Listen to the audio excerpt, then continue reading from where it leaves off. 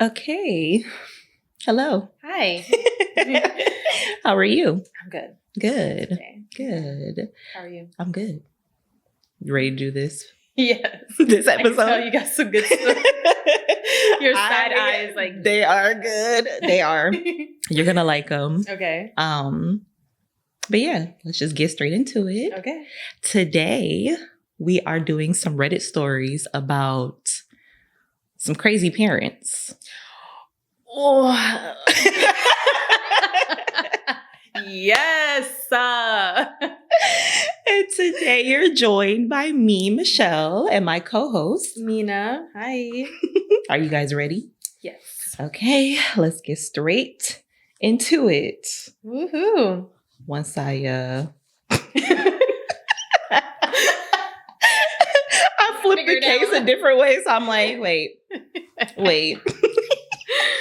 Okay.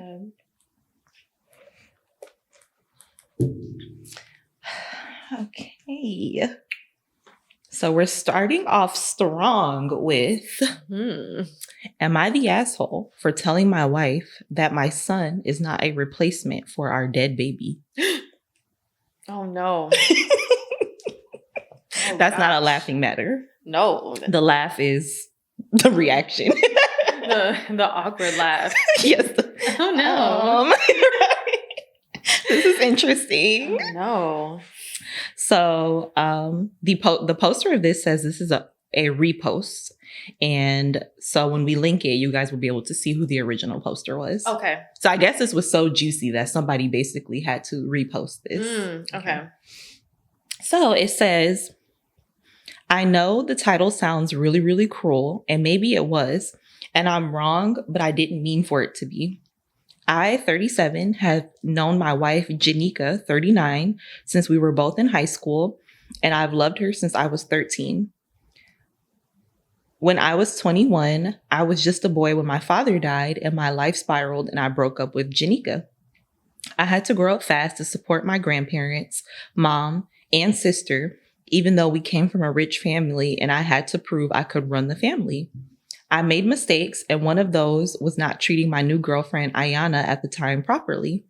I neglected her, cheated on her, yelled at her, and was a terrible person who tried to justify his bullshit by saying I missed my dad. Not that I miss my granny, and I need to go talk to the lady. This is literally proof that the memes that these women talk about online is true. Like, oh, my grandma died 10 years ago. And that's why I cheated on you with 5 bitches. And had a side baby. Your grandma did not tell you to do that. She did not raise you that way. Oh, God. I still do miss him every day, his dad. After I got therapy and realized how wrong I treated her, I tried to reach out and apologize, but this was 2005. It was easy to disappear. She was gone. Janika and I have 2 daughters aged 8 and 5. Early last year, we were going to have a 3rd child, but my wife was in a car accident involving black ice late into her pregnancy, and our son died before he could be born. Oh, no. For a year, my wife cried herself to sleep every night. We have been to therapy, individual and couples, but it did not help. Then in January, I learned about my son, Aryan, 15. His mom died a month prior from some cancer, and his grandparents could not afford to support him, so they wanted a DNA test. But the boy looks just like my father, so of course he's my son. I took him in without the test, and my wife latched onto him. She showered him with gifts, making him special lunch every day. Our daughters get cafeteria food, he put that in parentheses, and tries to help him with homework to the point that our daughters get jealous. It really cuts me that I wasn't there for him, that I couldn't show him love, but he has some few words missing, he says. I'll be there to change his diapers, help him when he was sick, take videos of him. I want to blame his mom, but he loved her and she's dead, so I can't. We've been to therapy together, just he and I, and last week it broke my heart when he told the therapist he wished he died instead of his mom, because I felt the same way when my dad dies, and he feels Janika is trying to replace his mom.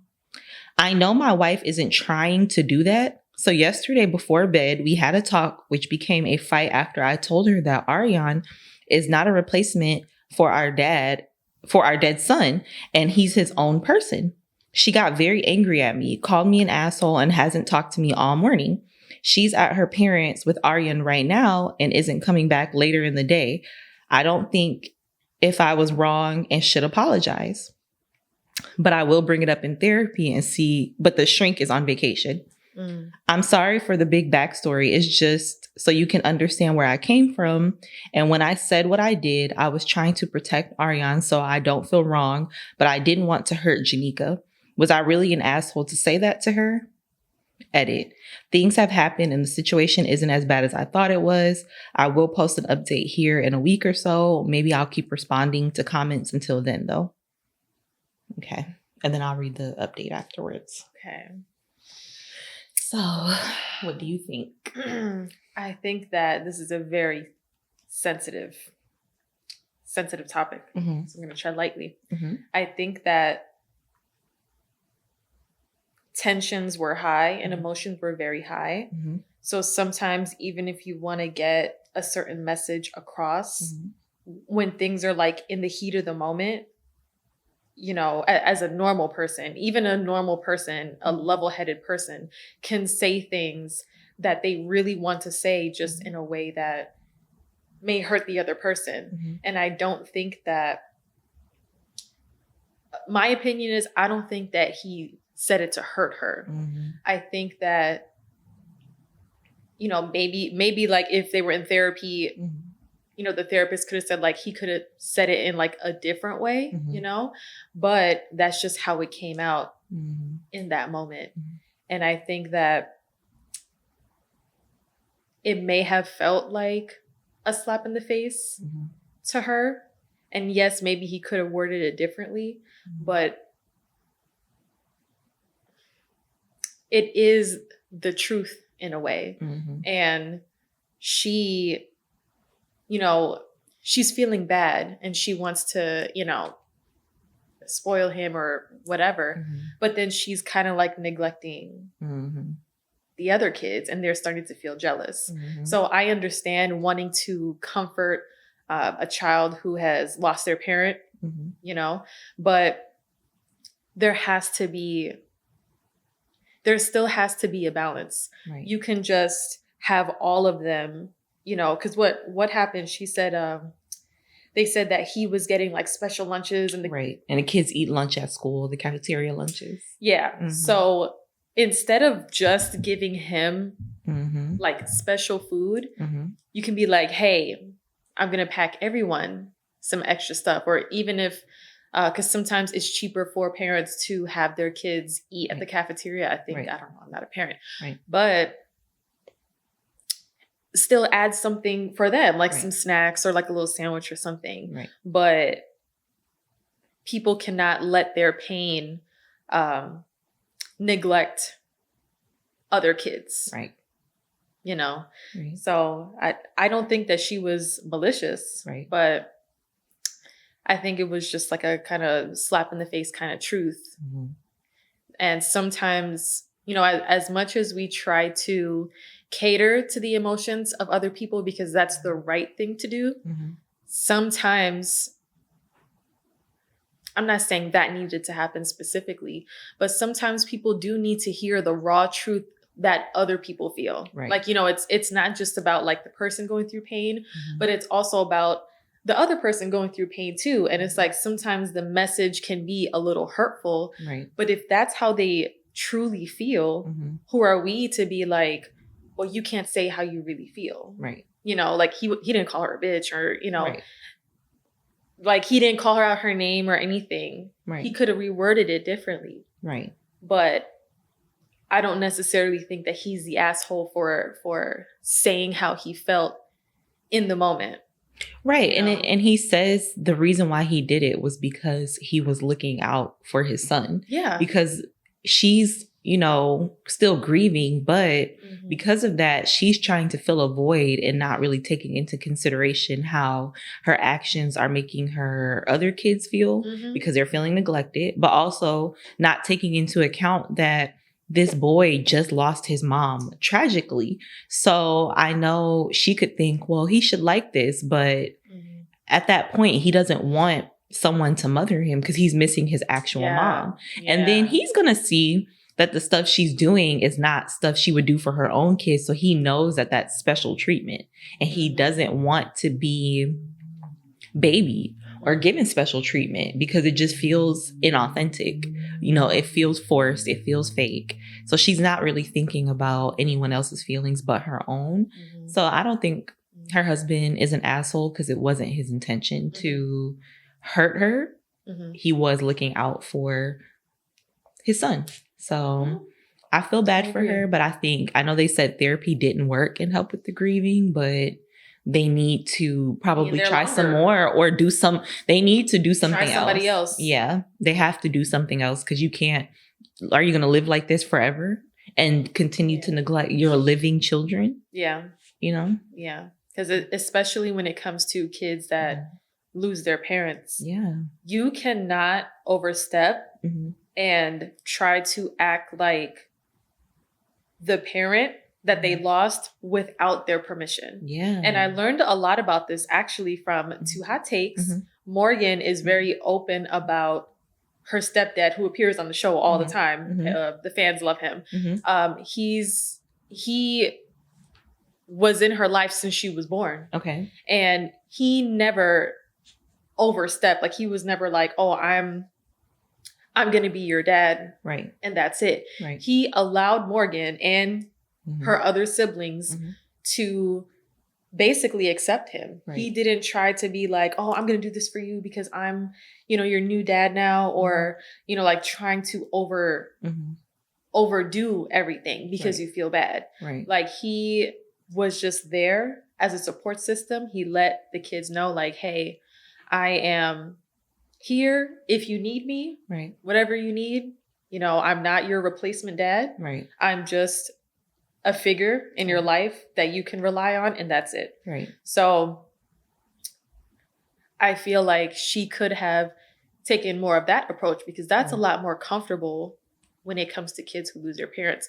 You can never replace them. Yeah. Ever. Especially a teenager. He's 15. Yeah. So at 15, that already is a time in kids' lives where they're hormonal. They have a lot of big emotions. And that is a time when you're kind of rejecting parents anyways. Yeah. Not saying, how he would be with his mom if she was still alive, but that just is a time where you're like ill parents, So ill parent to a parent that's not even your parent and your actual parent died. Yes. It's just a lot going on, and the grief is clouding her judgment. Yeah. Yeah. And it is hard, it's if you really look at her intentions behind it, sometimes when people grieve, they don't think straight. Right. They could be, a little more selfish in their actions, etc. Grief is a very strong emotion, and it's not to be taken lightly. And it's not something that she could really be the asshole for. But if you refuse to be aware of your actions, then that's when you become the asshole. Like, no one's telling you not to grieve. Right. No one is telling you not to feel this way. Right. But you cannot make excuses for how you treat other people, even if you're grieving and having these strong emotions. Yeah. So I don't think she's evil, but she needs to do a lot better, and she needs to treat everyone fairly, and they need to find a new therapist, and they need to go for a longer time. Because some people, they'll go to a few sessions and they'll be like, therapy didn't work. Yeah. I've literally heard that out of people's mouths. Right. And it's like, you went to like 3 sessions. Right. Or you got to find a therapist that clicks for you. Or like a lot of times too, if you're looking for a therapist, if you read like, I think like on, what is that site? I don't know. I can't remember it, but ZocDoc? Maybe ZocDoc, maybe it's a different one. But if I find it, we can link it in our description of this video. But you can literally see what each therapist specializes in. Okay. And they'll have a list of their specialties. So like some will be like, we specialize in like grief, or we specialize in PTSD. We specialize and the types of therapy that they do too, because there's different types of therapy. Some will be like cognitive based therapy, talk based therapy, or this type of based therapy. So some are like, we're Christian therapists. So yes, you have to literally look and try to find one that aligns with what you need help with, you know? And I saw a video like this where, and I don't remember the term, so I'm not going to try to like quote everything she said, but I just remember the gist of it was her saying that she's the type of person that is like very self-aware. So she went into therapy being like, oh, you know, I feel this way because I had this going on in life. Like she's able to connect those dots. So she didn't need a therapist that could help her connect dots. She kind of needed a therapist that was like, I guess, more solution based, and a therapist who was going to like give her homework and things to take home. And every therapist is not like that. Yeah. So if she was only specifically going to like talk based therapists, it just wasn't working for her. So, you know, you just have to find the best kind of therapy for you. Yeah. Yeah. Yeah. And whatever resources we have, we'll just put them in the description for other people to find. Yeah. So I'll read the update. The update says,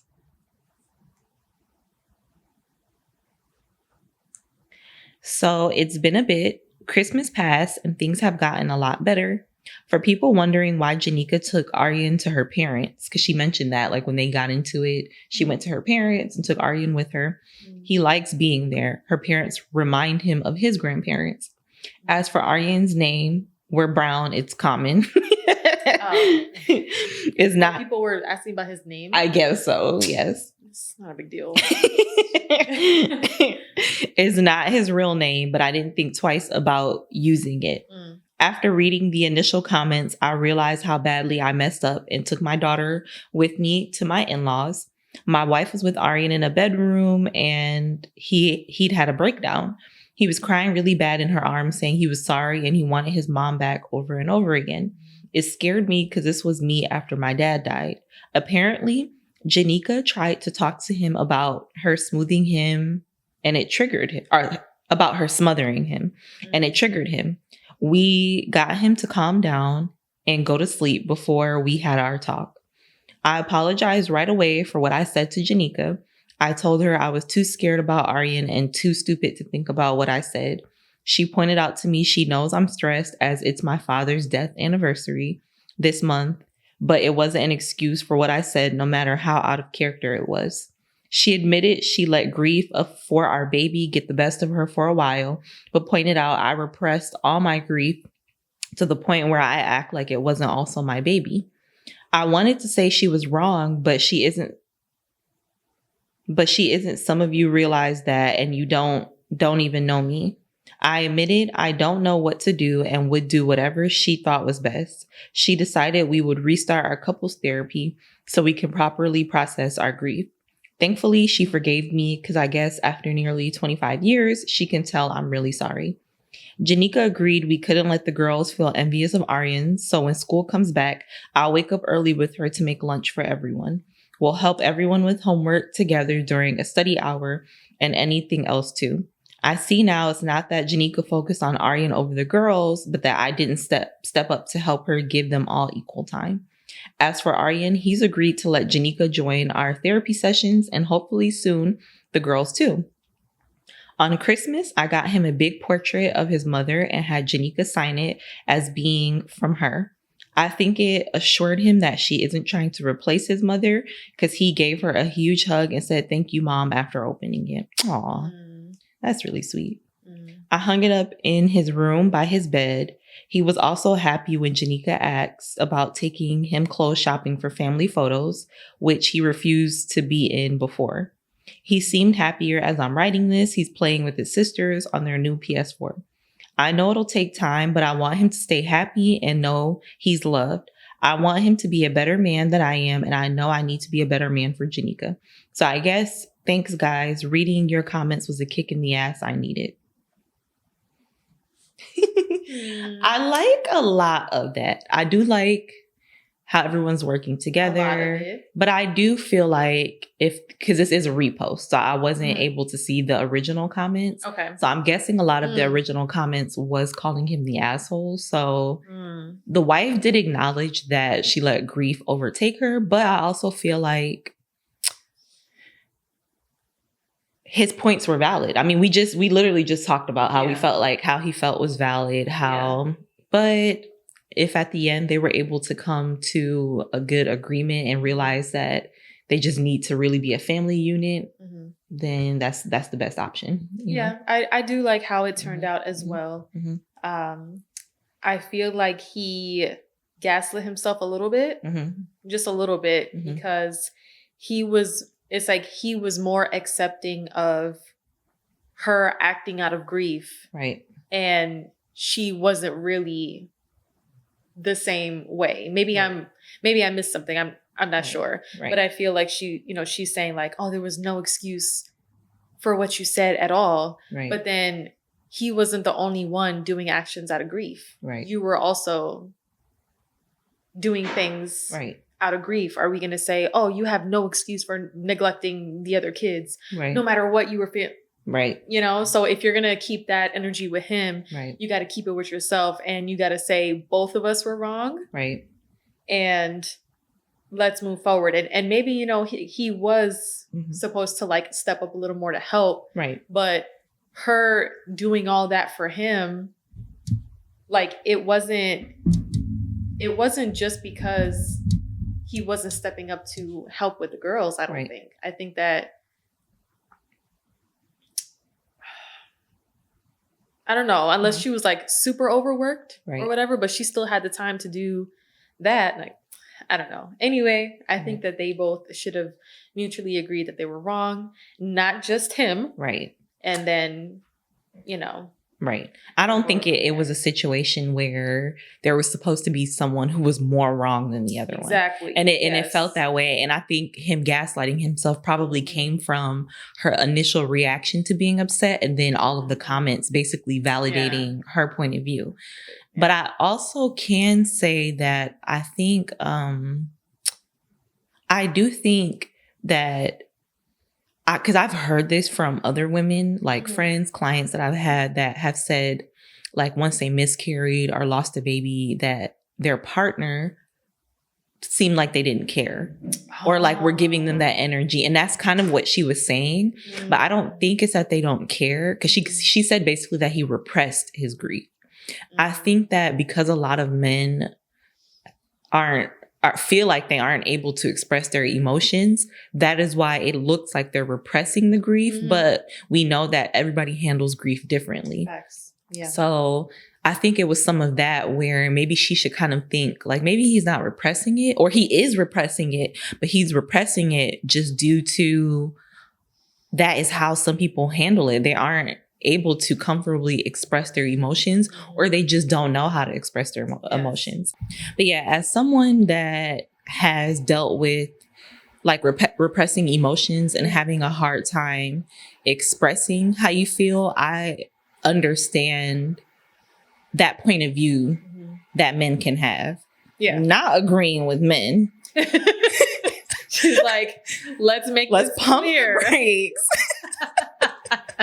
Let's pump the brakes. Let's make this clear. But I do understand those feelings and how that can be hard to have these big emotions, to have them inside of you and basically just swallow them down, and then also to have people react to you as if you don't care about things. And it's like, if you only knew I care so much, it's just, I don't know how to express how I feel. You just don't, it's hard. So And it is a little different. I'm not making excuses for the men who literally don't care and they're like, not sympathetic. Right.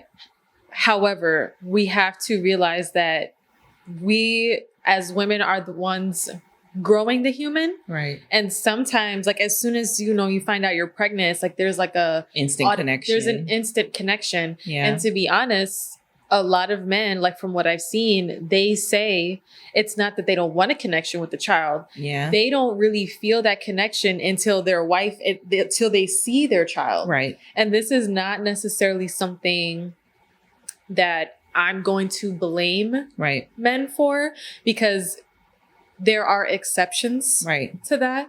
And we can blame society for that. We can blame society. Yeah. And yeah, we can blame society, but we cannot blame them for feeling slightly differently than us, or like not being outraged.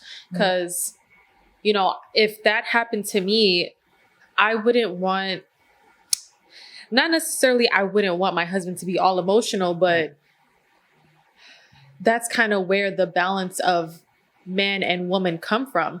Like, I feel like he would be more of a support system for me.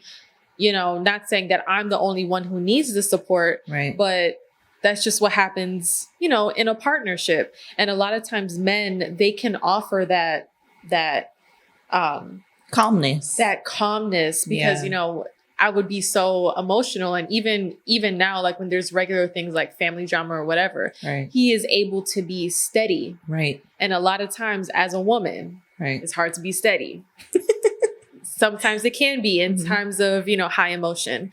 So yeah, there are pros and cons, but I can't really blame, you know, them for not feeling the same way as a mother who biologically grows the baby in their stomach. You know? Right. I agree that I've heard men say that for sure. But I also do feel like that making sure that's not an excuse for not caring or not being in an emotional support, because you can say, you know, I have a hard time expressing my emotions, but someone who cares has to know that you at some point have to take responsibility for that and learn to be able to deal with that. And a part of that is being emotionally supportive. Yeah. You can't be, I don't know how to express emotions, and I also don't know how to give emotional support. So I'm dismissive of how people feel. Because then that's like, no, you're wrong. You're an asshole. There's no excuse for that. And any women who have dealt with that, that is something definitely to be like, no, I'm upset about. This person doesn't care about me or what I'm going through. Because if you care about someone, you should care about how they feel. Totally agree. Even if you can't actually like feel that feeling yourself, you should at least have enough empathy, especially for your partner and someone you were creating life with, to be like, because that was half of you. You know, so I agree for sure. I agree with that. Next story. Let's move on. Hey. Okay.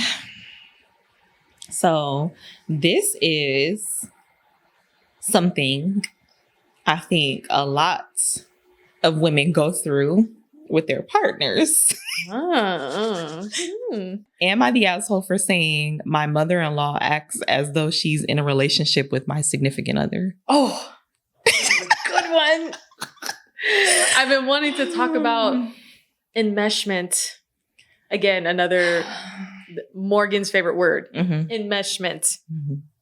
Have you heard enmeshment? Yes. Okay. Yeah. Yes. I didn't learn that word until Morgan said it a million times, but girl, let's hear it. Those crazy boy moms. Ugh. And just a disclaimer, as a kid, when I always thought about having kids, just being a girly girl, I always like, I want to have a daughter. And I feel like there is a lot of stigma on having girls because of that internalized misogyny of being like, girls are difficult. Girls are, you know, there'll be a rivalry between mother and daughter. Girls are hormonal. So they're, you know, once they become a teenager, and that is so harmful. Yeah. Because girls are so sweet. Yeah. Girls often take on caretaker. They're fun. Yeah. And girls just want to have fun. Since they were born. And like little girls have always just been like sweet kids, and every kid is different. But I just feel like we need to stop with that narrative and stop being unenthusiastic about having girls, because there's already so much pressure about being a girl and being a woman. I cannot relate to that in the least. Real quick. Like, I think, you know, because I always have my thoughts about kids and like, you know, I'm too scared and, you know, do I even want to be a parent? Like I have a lot of conflicting feelings, honestly. Yeah. Like I'm just going to put it out there. Yeah. I'm not afraid to share that part of myself. Yeah. But then when I think about like the positives and stuff like that, I feel like I'm going to have a girl first. Yeah. And that feeling alone is like so exciting for me. Like I've had multiple dreams of having a daughter, girl. Oh my God. I saw your mom. Okay. And it was like the first week of Ramadan. She made me the bread. Girl, why was she like, oh, I had a dream about you. And I'm like, oh, what kind of dream? She put her hand on my stomach. I'm like, girl. She was like, and it was a girl. I'm like, nah.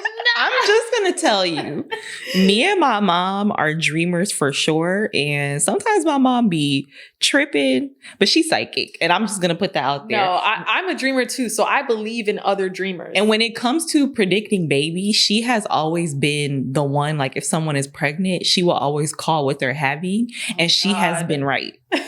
Like that is like that's her party trick. Like I can guess what baby you're having and she'd be right. So I believed her because I had dreams before that I never had a dream about having a boy. I always had a dream. I had like 2 or 3 dreams of me having a girl. So my thing is, if, it were to happen, I would be so excited for a girl. And like, whenever, I'm not saying that I favoritize, sorry, I don't want to go on, a whole rant.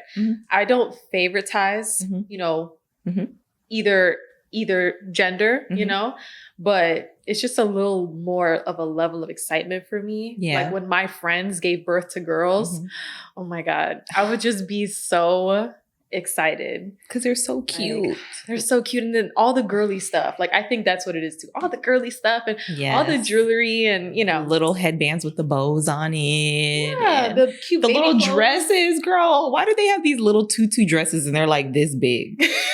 It's literally a little tutu. Yeah. And then the little shoes and like the kids stores be like, they have so much stuff. Like TJ Maxx, you'll see like a huge section of girl stuff, and then like this for boys. I know. And get some more boy stuff. Expand their options, but it is fun. So fun having a live baby doll. Yeah, so exactly. And then she'll get a little older, and you can just do so many fun activities with her if she's into that stuff, like going to get your nails done and hair done. And, so yes. But let's get into this Reddit story. Okay.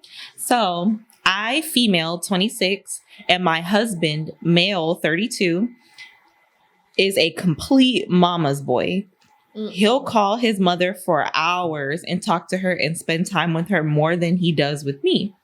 I recently hit my 6-month mark in my pregnancy and asked my husband to help me get ready with all sorts of things for the baby. He said that would interfere with time spent with his mom and replied with, yeah, it might, but I need you more right now. He gave me an offended look and said, my mom comes before you. I was kind of shocked, but I explained to him that we just needed to get ready with a few things here and there, and that I wouldn't need more help later in the week. He just ignored me and went to his mom's house. After a while, she called me and said, I won, in a snarky voice.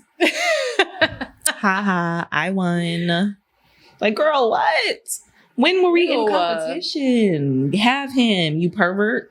And I just bite my tongue and said, maybe I'll win next time. And she hung up. I could hear my husband laughing in the background, and that just angered me for a while. And I was walking around lifting my, I don't know what she's trying, lifting my fold up upstairs. Okay. It hurt like hell, but I got it done. I decided to paint the nursery walls another day. I'm not sure what she was trying to say, but I'm going to assume maybe she meant she took like something she had to put together upstairs. Okay. Because then she ended up saying it hurt like hell. Because she's 6 months pregnant, literally moving furniture and putting stuff together on her own. Hell no. Hell no. That's another thing. Side note really quick. Not a mom, and I know people have to do what they have to do, but I literally hate seeing very pregnant women still working and working like customer service. And I know you have to, but like you can see the swollenness in their face and like they just look so tired and all of those things are natural. Yeah. But it's like I just feel like they're in pain and they're uncomfortable and it just makes me like, get this lady a chair. Like especially if they're standing up and they don't need to be standing up. Girl, like, why is she not having more support? Girl, belly probably heavy. And like now your back is hurting because you're poked out like this and you're just walking around and it just looks painful. And then you have to be at work because of course these jobs are not giving good maternity leave. But I mean, it's hard out here. So yeah, just frustrating. So her putting together stuff on her own. Already, no. Annoying. No. Our anniversary rolls around the corner a couple weeks later, and I woke up and got my husband's gift ready that day and cooked his favorite meal. I would not have done that. You get sleep for dinner. The hell? She got his gift and everything? And she woke up early. Like, girl, I'm sleeping in. Even if I never sleep in, I'm sleeping until 12 o'clock. Watch him not get her a gift. Hold on, let's see. He came back from work and I was upstairs in the bathroom and he left. I got all eager and happy that he was bringing some sort of surprise and he waited in the living room. 30 minutes go by and I call him saying, "Where are you?" He replies, "Oh, I'm at my mom's house." I don't appreciate what I said, but about this, so don't go too hard in the comments. She might as well be having your kid. You clearly seem like you're with her. I hung up the phone and it was probably on speakerphone. And minutes later, I got a bunch of texts from them saying that I shouldn't be jealous. I should respect my mother-in-law and that I should maybe find something to do instead of being a bitter asshole. Am I the asshole? And then I have updates too. Of course, not the asshole. That's not even up for debate. Like, I wouldn't even blame her if she was like, "You and your mom better not be fucking." Like, if she said it even more straightforward, I wouldn't even care. Because at this point, she's being disregarded. And yeah, like, I'm not saying, he said anything to her, like when I say like, when they go low, go to hell. Right. But with his actions, he's going low. So yeah, I can tell she's very nice and kind of maybe used to being a pushover because the comment that she made, like, "You should be with your mom instead," and she thought that maybe was too harsh. Yeah, like, girl, that wasn't harsh enough. That wasn't harsh enough. Exactly. She had full right to cuss him out, like a full A through Z cuss out. Like, I don't give excuses for people who put their parents first when they are in a relationship. No, I don't. No. And the fact that she's pregnant, but also the fact that her mom called her and said, "I won." To me, that's enough that I would leave him. Maybe not full on divorce right away, but I would literally leave if I could, like if she has parents, whatever, just to give him that fear of like, "I'm leaving you. Act better." My thing is, there's clearly a history here. And not going to victim blame. However, I know that he was like this since day one. And, some people, they want to still try things out, still give people a chance. People think like, "Oh, they have a great relationship with their mother. That means that he must be great or he'll be great with me," But it is very important that generally women need to know that if he's like this with his mom in the beginning, he's going to be the same way when you get married, when you have a baby, like, period. It's never going to change. So are you going to put up with this forever? I know she's been putting up with bullshit for a long time, talking about I won. Being the side chick to his mom. Ew. Girl. No. But yeah, I feel like this is something that happens common. Like we just talked about this of people, specifically boys, being enmeshment with their mom. And I don't understand why more men don't see why this is a problem. Right. And I think maybe it's because we're not holding men accountable enough for being like, you're not desirable, or like, you shouldn't get partners if you can't prioritize them. Mm-hmm. But and other men, because not gonna generalize, but we do have more of like an issue with men not holding other men accountable, like especially like on the internet, where like you'll see a man saying something and the comments are full of women. You don't ever see, well, not ever, like because I see a lot of men comment sometimes too, but the ratio, I will say it's 80% of the time women are always either sticking up for other women or sticking up for men. Sticking up for men. And that's the craziest Defending thing. Men. That is the craziest thing. Not defending the men is not crazy. It's only crazy because men don't appreciate that. And then they also don't acknowledge that happens. So sometimes you'll see online where it'll be like, watch the women come here and shred him and it's like, no, they're not. I literally scrolled and never saw one comment. Like, y'all be making up imaginary beef in comments. Do you ever see those comments where it's like, I came here and everyone is just being so mean, and you're like, where are the mean comments? I've only seen nice comments. Facts. Like, that just means your mind instantly thought of being mean or something, but that's a whole nother thing. I think that men just have a hard time listening to women. Yes. And that's why, like you said, they need to have other men say it. But why do you need that? Why do you need other men to tell you valid points? And I know there's a thing of like, because a woman can't tell a man, but it's like, but from a woman's perspective, you can tell a man what looks crazy, what looks undesirable.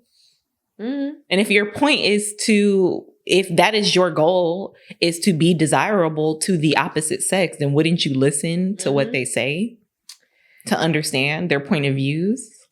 I think it's just because there's like a stigma behind women being emotional, and we have hormonal cycles that sometimes can increase our emotional reaction to certain things, and things like that. I think because of that, a lot of men try to disprove what we're talking about because they see feelings and emotions as something unnecessary. Which is actually dumb because emotions are a human experience. They're a part of all of us. It is a part of us, and understanding them is a skill set and an intelligence in itself. There are multiple types of intelligence. That is why art is amazing, because art comes from emotions. Yes. Yeah. So I think that it's a lack of respect from the men's part, because they don't take, I'm not saying all, and I'm not saying this is 100% fact. This is just what I've seen. A lot of men actually don't respect a woman's intuition, and they feel like intuition is just like us thinking of like a million different things at one time, like thinking of like all the worst case scenarios, and then it just like happenstance to be that. Like me, dealing with anxiety in the past, there were a lot of times where I would think about all these scenarios, and it just so happens that it was true. Yeah, that could happen. But especially as you get older, I feel like I will feel something and it turns out to be exactly what it is. Like my mind, when it comes to like my intuition, my mind isn't going all over the place. That's anxiety. But if your gut can point something out and be like, this is what it is. A lot of, or some men don't respect that. And there's not like a general consensus of respecting or valuing women's intuition, because we're just looked at as overly emotional beings. And there's nothing wrong with thinking of multiple outlooks on things. Is that not critical thinking? And is critical thinking not a part of logic? People just want to go about their lives like a that's called being calculated. So being calculated is not smart. I thought that was smart. If you think of multiple ways of something, and then it helps you understand something better. That sounds like logic to me. So I guess I also think that's an excuse that a lot of manipulators and gaslighters use to make you believe that you're always jumping into conclusions because they don't want you to put the pieces together in the holes of their stories. Right. In the words that they say. It's too many holes. Everything is not making sense. So then I start filling those holes myself and now I'm tripping. But no, some of them might be far-fetched. But one of these things that I threw out fits. And that's what you don't like. And they just be thinking that we're reaching, like, real quick. I'm not going to keep going on. But like, I'd be trying to like explain to Dustin, like my intuition, like, unless it's like anxiety and thinking about all the horrible things that can happen. Yes, that's different. Right. But when it comes to certain things, my gut will be right. Like sometimes, man, they'll be like, oh, well, you know, that might not be the case. How do you know? Why? What else would a person do this for? Everything is not always face value. And that is, to me, that is naive to think that way. Yeah. That everything someone presents is always exactly what it is. Bottom line, respect women's intuition. Right. And respect the fact that emotions are normal. Yeah. And not illogical. Yeah. And not something to look down on. Helpful a lot of times too. Very helpful. And I know we steered far away from what we were talking about, but it all connected. Yeah. And y'all know if y'all are watching, y'all are doing this for background noise anyway. So right. The banter it's just filling the time. Yeah. You know you still cleaning the stove. Yeah. So. Right. Still washing the dishes. So okay. But overall, the topic of enmeshment is like, I feel like it's been discussed so much with boy moms specifically and how boy moms can be annoying. And not all boy moms, but boy moms that have a unhealthy attachment to their sons or are making their sons be their surrogate man. And also, you can feel bad for that boy because this is his caregiver. So he's been raised this way. So that's probably why he's not seeing the error in his ways, because we all have an attachment if your mom is loving and healthy to our moms. So to have this attachment, but your mom is taking advantage of it, if you're a parent and you do that, you're wrong. Like, you're wrong and you're hurting them in the long run because he's never going to have a good relationship, a fulfilling relationship because you want him to prioritize you over everything and everybody. And then one day you're going to be gone. And then what? Yeah. And that's another thing too, not saying you shouldn't love your kids or have a close relationship, but the fact of life is it's going to get dark. We all got to die. Yeah. And if you're kind of making your kids codependent on you, you're not thinking of how that's going to affect them when you're dead. Because grief of a parent, grief period, but grief specifically of a parent is already tough. So how are you going to deal with that when you were codependent on this person? Yeah. It's actually pretty sad when you think of it like that. And I've seen, like, when I used to work at the bank or even when I worked in retail, customers that would come in with their mom and you can tell that they had this codependent. They were like super grown adults. And it always just made me feel sad because those adults also always seem very stunted to me, like emotionally stunted, and kind of like their body language and something about them always felt like a child in an adult's body. And it's sad and very selfish. I agree. Very selfish. So I will read the update and then we'll move on. Okay. So the first update is I read through the comments. Oh boy. My husband and I have been together for 5 years and we're married for 1.5 years. I never really noticed things like this because of me being the blind person I am to these kind of things. And we did talk about that, ignoring those red flags in the past. Yeah. I think it all started when we got married because as soon as we did, she lived with us for about a month before leaving my all grown son. I think she put that in parentheses. So Okay.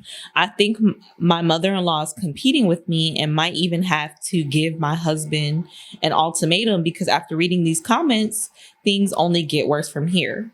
So I think she's saying, there's a lot of typos in this, but I think she's saying she needs to give her husband an ultimatum. Yeah, you do. Yeah.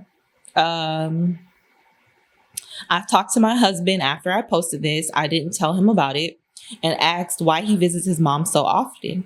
His only response was that she was an important person in his life and he's grateful to her. Bullshit. I've now only realized that my husband has been acting as if he's married to his mom. I'm seriously considering getting a divorce because of what I've been reading. My mother-in-law has no intentions of changing her behavior.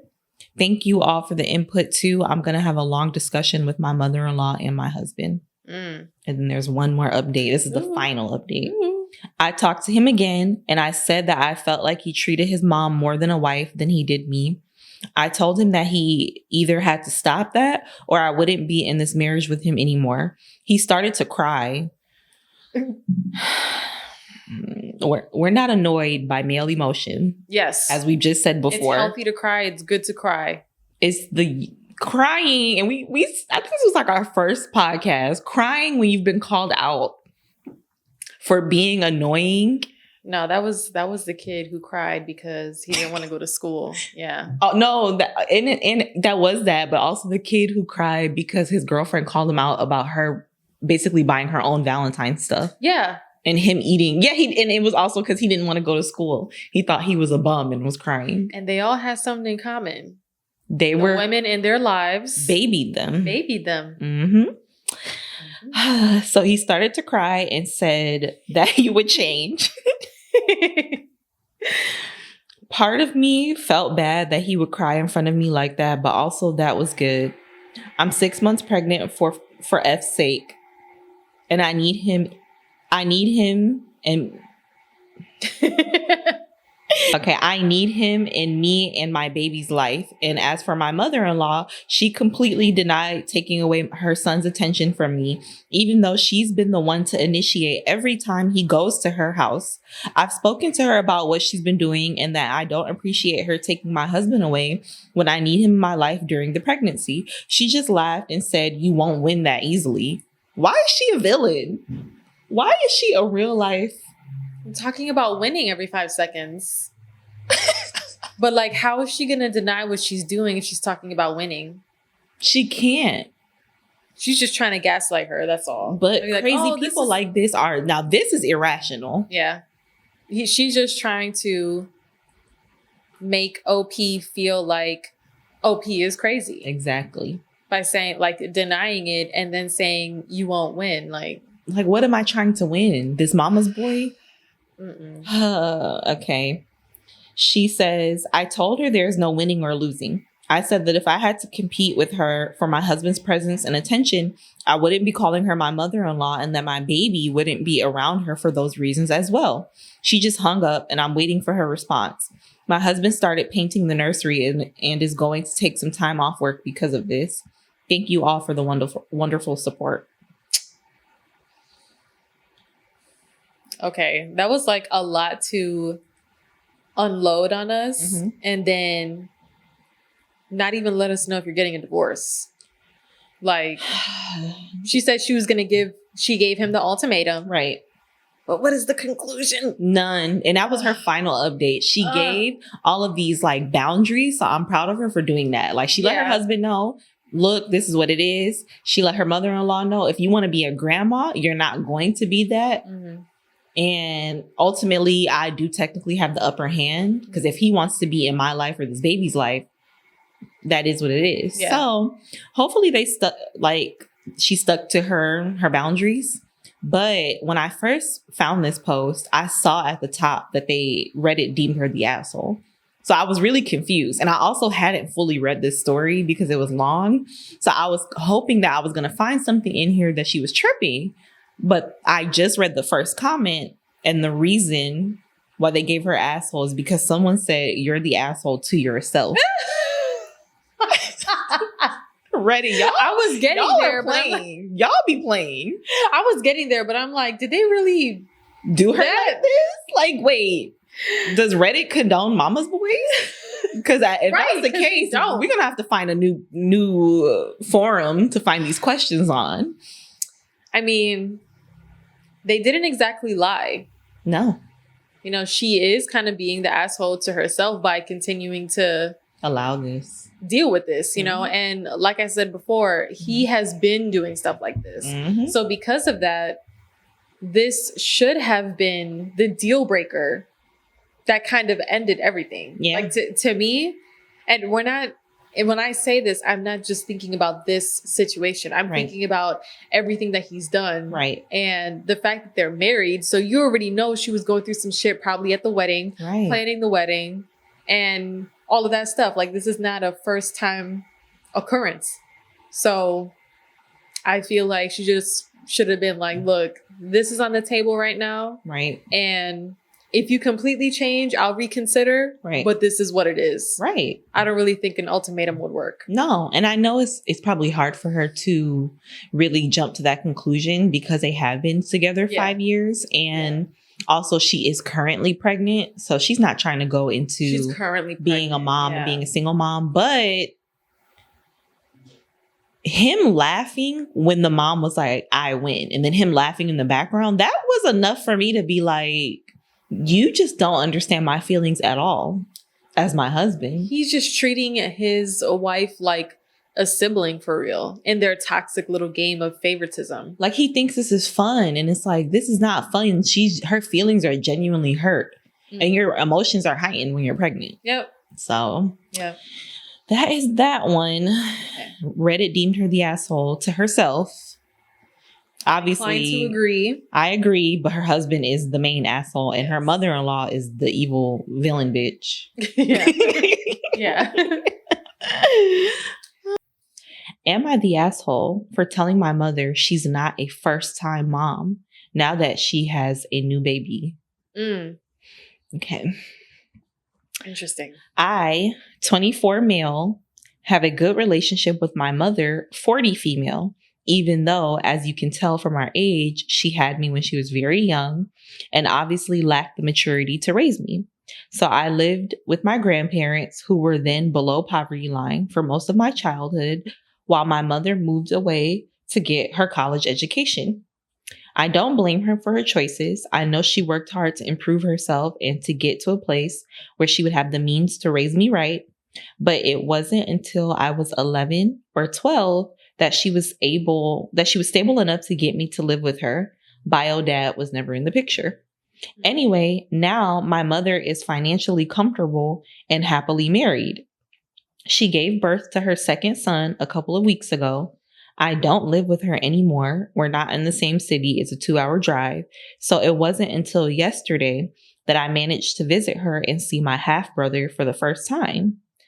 I know maybe this might be an unpopular opinion or a weird take, but I feel like when you guys have the same mom, you're not half siblings. I know technically maybe you are, but yeah, I just feel like if you have the same mom, you literally grew up in the same house. Like, I wouldn't call, technically my brothers would be my half siblings, but I would never think of them as my half sibling because you're not my half sibling. We have the same mom. We grew up together and we look alike. So same with mine. I've never ever thought of them as my half. Yeah, that's like, weird. And I have 3 of them. Like, right. We grew up in the same house. Like, unless I'm reminded, like, oh yeah, technically, like we just talked about, technically they're half. Like, then that's when my awareness would be like, yeah, you know, technically we're half. But other than that, they're not half to me. No. So that's that. I don't care about that technicality shit. Yeah. I noticed she was surrounded by a lot of fancy accessories. So I was like, what are those? And what are those? Like, and she was like, that's the baby's Lexus stroller and Louis Vuitton diaper bag, of course. So I said something like, you really went overboard, huh? And she said something that really hurt me. She said she now had the chance to experience motherhood for the first time. and that she was feeling like a first-time mom because she had me. When she had me, she was so young and unprepared and financially vulnerable. So I told her she was not a first-time mom, and I couldn't understand why she'd say something like that to me. She tried to argue that she didn't mean it like that, but I was still upset. I just don't push it because my stepfather arrived. She texted me after I left, but I didn't reply yet. I also didn't pick up when she tried to call me. Am I the asshole for holding on to this? There's definitely some resentment there. Yeah, with the half-sibling comment. Yeah. With the same mom. Yeah. Mm-hmm. But also him saying like, oh, you really went overboard. Mm-hmm. You know, obviously thinking like, okay, you got a LV bag and what, Lexus stroller or whatever. I didn't even know Lexus made strollers. Right. If that's even the car company we're talking about, like, does Lexus make strollers? I guess, don't know. According to him. Shit, I do know like designers do make diaper bags. So the Louis Vuitton diaper bag is not unreasonable to assume that that's what, you know, a real thing. I think that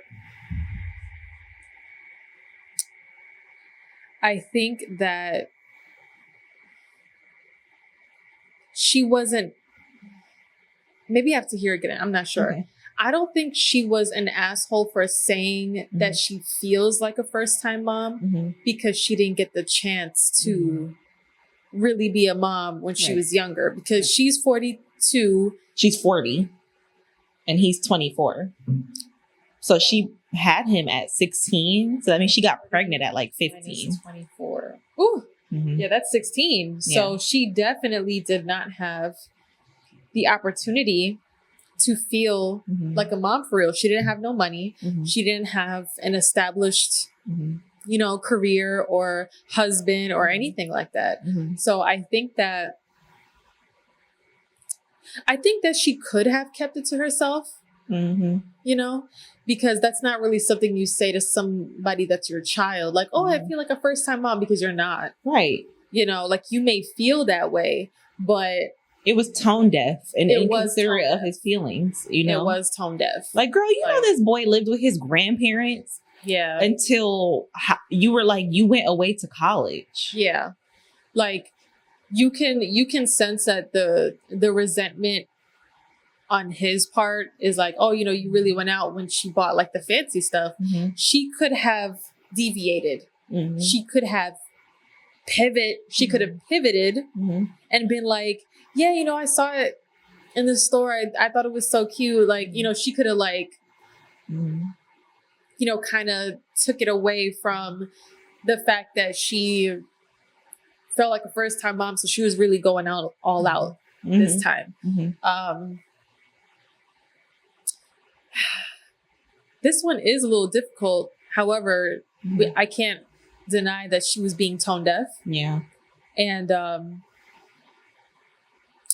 he's not wrong for feeling the way that he feels. And to be honest, I think that he needs to go to therapy. Yeah. And probably both of them, because then what's going to come of their relationship, right? You know, moving forward, he's going to be watching his mom be a whole parent to his sibling. Right. What is he going to like? Not like his sibling? Right. Or is he not going to like her? And there's always going to be this feeling of tension or resentment. Right. You know, are you going to live with that? Right. Or, you know, some things need to be fixed. Right. And her as a 40-year-old mom, you know, I'm not going to put everything on her, but she should also think like, you know, if my son is feeling this way, maybe we should go to therapy, or there's like a conversation that needs to be had. Right. Because I wouldn't feel comfortable having a grown child that's still resentful of me. Right. Or still is hurt by whatever I'm doing, and whatever I do for my now child, he's going to feel a kind of way about it. I think that they need to come together, go to therapy, or have like those important conversations, because it's not going to work if he's constantly feeling that she's being a parent to this child and she didn't do the same for him. Right. You know, it's just always going to be a problem. Right. Like, no matter what, on both sides. Right. And she may still continue to be tone deaf or like not really listening to him and how he feels. Mm-hmm. You know, so I think that they need therapy, honestly. Yeah, I agree. I think that she was in the wrong. She's not in the wrong for having a new baby and wanting to, you know, do all of these nice things for the baby because this is her child. But she was in the wrong for saying that to her son, knowing that she didn't really have a bonding experience with him while he was younger. And it wasn't until he was 11 or 12 years old that they actually had some stability. So I think, though, you know, at 11, 12, and he's 24, that means you had a good chunk of your childhood to experience. Hopefully she wasn't being frugal and she was being generous towards him the way that she is to this baby, because he did mention living with his grandparents, they were poor. So for that portion of your childhood, you were poor. But if by 11 and 12, your mom had some stability, and assuming she was generous, then it seems like you could have had a good, at least preteen, teenage years and early adult years. But that doesn't take away the validity of his feelings. And I also feel like, and this probably is another unpopular opinion, but I don't care what anybody thinks about this.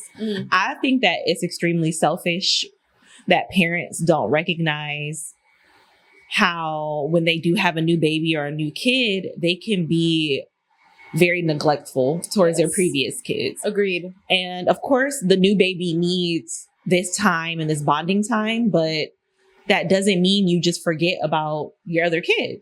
And if they're at an age where they don't necessarily want a lot of affection, because that is the thing, kids get to that preteen age, they don't want it. That doesn't mean you can't find other age appropriate ways to bond with them on their level. So no, you don't need to be like goo goo gaga, kissy kissy when they're 11, 12, but you should try to find other ways to bond with them. Yeah. And I think that because there are many ways.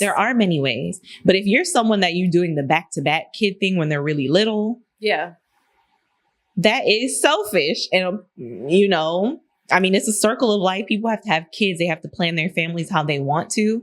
But that doesn't take away the fact that if you really think about it from a child's perspective, from their developmental perspective, from the needs that kids have at certain ages, and acting like having a newborn when you have a 3-year-old, and that 3-year-old, because they can walk and talk, that they're not still very needy, is completely like, that is irrational to not think, what do they feel like? And a common argument is like, the argument that I hear to me just sounds selfish. I feel like as a parent, I'm not a parent, but as a person, I understand that you have to make time for yourself. But I thought a part of being a parent is recognizing that you are sacrificing a lot of your needs and wants for this child that you brought into this world that needs your help because they are literally brand new and don't know the things that they've never been taught, and they need your help, and they're literally reliant and dependent on you. And if that is too much, then that just means that you should rethink your decisions around parenting and having children. Having multiple kids, especially. And so I just feel like it's not uncommon that I've seen this situation where it's like an older kid, their parent had them young, was probably neglectful, and the parents being like, well, I did the best that I could. But just because you feel like you did the best that you could doesn't mean that your best wasn't shitty. And it doesn't mean that it wasn't, it doesn't mean that it actually was the best just because you did the best that you could. It actually wasn't the best. It wasn't the best. It wasn't the best. That is a half-assed excuse. That is a cop-out. And that is avoiding accountability. And that is just being defensive and being defensive because you don't want to recognize your faults. And I understand that because I see from people that being a parent is hard. But shit, it's hard. But if you're going to do it, really actually commit to doing the best that you can. And that a lot of times does mean going to therapy, learning more about yourself, learning how to deal with your emotions better, so that way you can better understand this little person's emotions and not taking out your anger on them, not being selfish and literally being a self-martyr and feeling like, oh, I sacrificed so much when that person didn't ask you to do that. You have to do that because you're their asked to be here. You have to do those things because you're their parent.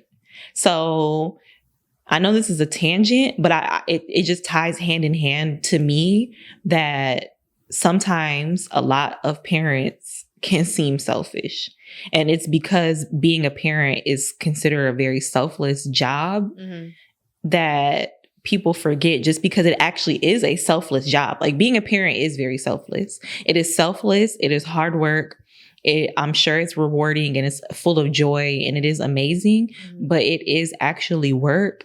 And because of that, I think people use that as an excuse to neglect the validity of their children's feelings and how their actions are impacting their child. You know, it's just feeling like I've entered into this status of being a parent, and now that means I can do no wrong and none of my actions can be held accountable. And if you're not a parent, you can never tell me about being a parent. And even if you are a parent, all parents are different and there's no right way to do it. But you're not growing, learning, and understanding that it's not about you. Yep. When those kids are here, it is about them. Yep. And so I just feel like she was wrong to say that. And I feel so bad for this person because it's like, that is so hurtful. That is so hurtful to feel like, you know, you didn't get that experience with your mom. And now she's over here glowing and like, yay, my life is so happy. And you're like, bitch, what about me? You know? And my thing is, okay, I understand that. Wait, is it a male? Yes. Okay. 24? Yes. Okay. I understand that OP is an adult now, right? But I feel like since she's well established now and everything, are you still doing for him? Right. Or are you only doing for the baby and you know, buying LV bags and stuff like that, like for this new motherhood? Right. Are you having lunch dates with your son? Right. Are you buying him nice gifts on Christmas? Like, are you, and I'm not assuming that she's not, but the fact that, like, I feel like if she was adequately having a relationship with him, he wouldn't side eye a Louis Vuitton diaper bag. Right. If he felt like his mom has been there and, you know, is doing the best that she could, I don't think that he would. Yeah. You know? So I'm kind of assuming that she's not really doing enough for him now. And he feels a little, you know, resentful or possibly, you know, a little jealous that, you know, she's kind of going all out this time. But I don't think that he would feel that way if he was feeling like a son to her and she was like prioritizing time with him and giving him gifts or like being a mother at his older age. I agree. I agree with you. So, am I the asshole for not hiring my husband's son to work at my bakery? Okay. Short version. Got with hubby 6 months after he called off his wedding to his baby mama. Oh. That's a whole other story. A whole other layer. Wow. Baby mama thought I was the mistress and told everyone, and me and my hubby were shunned. His family and her didn't let me be a figure in hubby's son, the one that he had with his baby mama. So we aren't close, as hubby's son still believes that I broke up his parents' marriage. He now wants to work at my bakery, but I don't want to hire him since we don't get along. Am I the asshole? Also, I don't like the fact that she's calling her baby mama, but she was actually his ex-wife. Wait. Maybe she's saying it so that we know that way we know that they have had a child, but you can just say his ex-wife. Wait. So she called, because I thought you said that she called off the wedding, or did she divorce him? Oh, yeah, called off. Oh, yeah, you know what? She did say that they called off the wedding. But then the son thinks that he broke up his parents' marriage, but it was never a marriage. It was a relationship. Oh. He was just a kid and being weird. Like, you broke my parents' marriage up. But they weren't married yet. Okay. Never mind. Because then I guess she would qualify as like a ex-fiance. Like I wouldn't just call that a baby mama either. Like even though she's not an ex-wife, but they did have legitimate plans to get married. So, and I mean, why would she just accuse her of being a mistress? Like, did he have a mistress? Like, what was going on? Right. So she does say, long story ahead. So she gave the short version as like a first kind of precursor, but the full story is my husband, Russell, and I met when we were 7. We were childhood friends and then lovers by the time we were 10 to 14. Lovers mean y'all had sex. I'm not saying y'all couldn't have, but like you could have been like boyfriend and girlfriend. Yeah. Things ended when I had to live with my dad in San Francisco, and we pretty much lost contact. We met again at 22 when I moved back to Texas. He already had a kid, John, with his ex-fiance, Lori. We fell in love again and started dating. I don't know where it started, but Lori began to believe that I was his mistress since I had gotten with him 6 months after he called off their wedding. She went on to spread rumors to any and everyone who would listen. His family believed her and shunned me out. Russell did try to set the record straight, but his family said she would never accept me in her family, and he and I needed to understand that. Lori was very clear that she didn't want me to be a part of John's life at all. Didn't want me to be a figure at all, just be Russell's wife/girlfriend. After that, I really couldn't care less and just focused on my relationship with Russell. We got married and had to do it in a courtroom since his family wouldn't show up, and I don't have a family outside of him and our kids. But we made the best of our wedding, and I loved every part of it. His family did try to come around when Russell and I started having kids, but they would make snide comments at me and him, and we've now had minimal to no contact with them. My relationship with John is really strained. He really believes that I broke up their parents' marriage and doesn't interact with me when he comes over. I don't mind since he's a good brother to my kids. That's all that matters. I own a pretty bakery in our city and have 2 locations. I hire mostly close friends and my kids to work there. They get paid well, don't worry. I didn't hire John since I don't know him and I'm not close with him, which is why this whole problem started. John is getting ready to go to college and needs a job during his gap year to save up money. I don't know why my husband is paying for his whole college tuition, and he would be staying with his aunt in the city the college is in. He asked me if I could hire him, and I told him no because I was fully staffed. He said okay, and I thought that was that. Well, it wasn't. Since he told his mom, my mother-in-law, and my husband what happened, my mother-in-law demanded I hired him since it's a family business.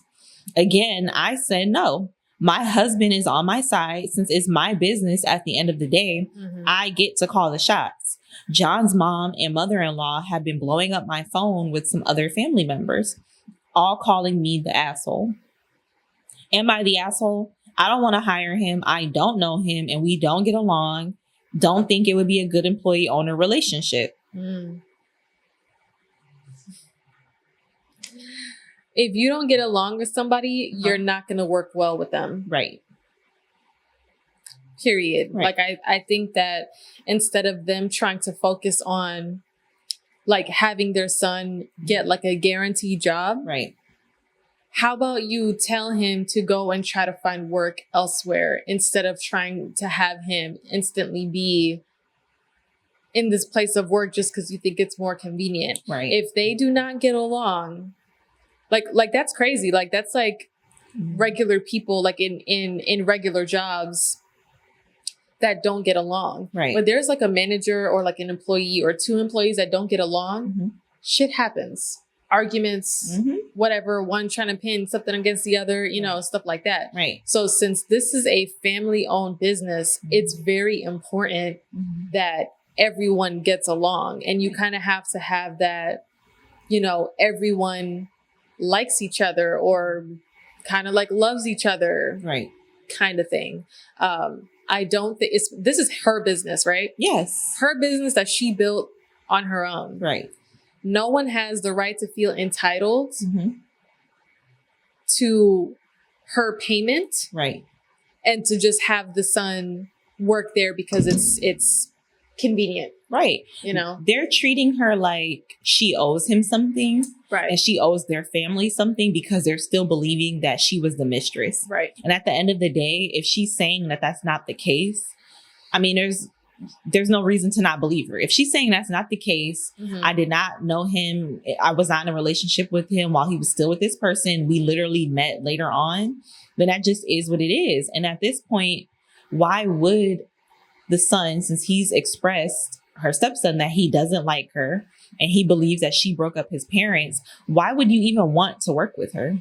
Exactly. Why would you even want to be around her? And then she has to be your authority figure because she is your boss. If you don't even like her as a mother figure, you're not going to like her as a boss because business and family are completely different things.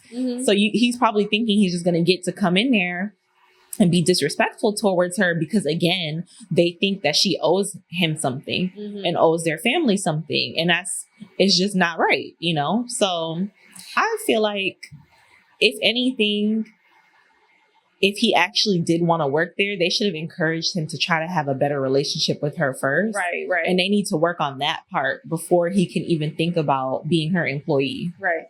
And I think sometimes people don't understand how business works, like not making excuses for the other family at all. But some people don't really know how business works when you are like the boss. Like if you are the boss of a business, you have the say over everything. Right. You are the boss of everything. There's no HR, like unless it's like a huge business. And yes, there's HR. But if it's a bakery, you are the HR, you are the payer, you are the boss. Right. So I think that they assume that, okay, like he would work there and there would be like this separation. Right. Or like they would try to make up a scenario where like, oh, like you can just like work there, but like, you know, ignore her or something like that. Do your homework and you don't have to just do your job and keep your head down type of situation. It's like, it's not going to work out like that. No. Like, and I'll be damned if someone tries to tell me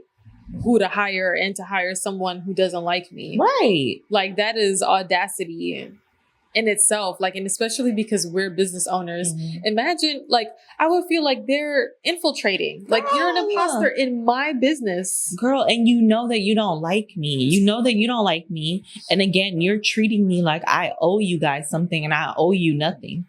I owe you nothing. Like, and like for the ex-fiance to say like, oh, like you're the mistress or whatever, I can see why she jumped to that conclusion because they known each other for a long time. Right. So they didn't really have to know each other for another 2-3 years and then get together, get engaged or whatever. Right. They didn't have to do that. Like if you grow up with someone, you kind of basically already know them and then you get to grow older and learn each other as you get older. Right. But if they got together 6 months after the relationship and they had something established prior to, it's easy for someone to try to label that as, oh, like you were already like talking to him or whatever, because you can't fathom your husband loving someone in the past and then still loving them now. Right. Like she just can't fathom that. Right. So no.